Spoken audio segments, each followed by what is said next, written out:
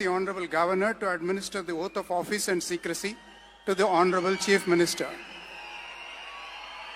Thiru C. Joseph Vijay Avargal.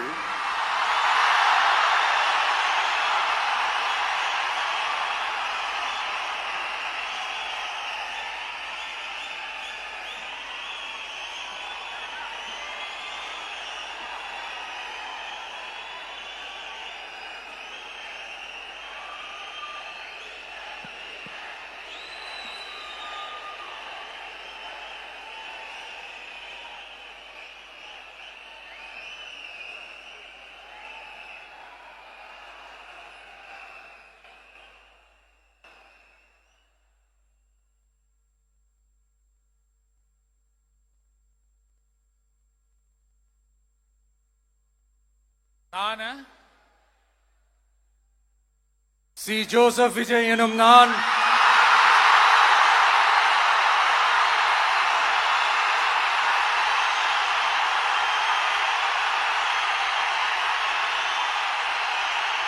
சட்டப்படி அமைக்கப்பெற்ற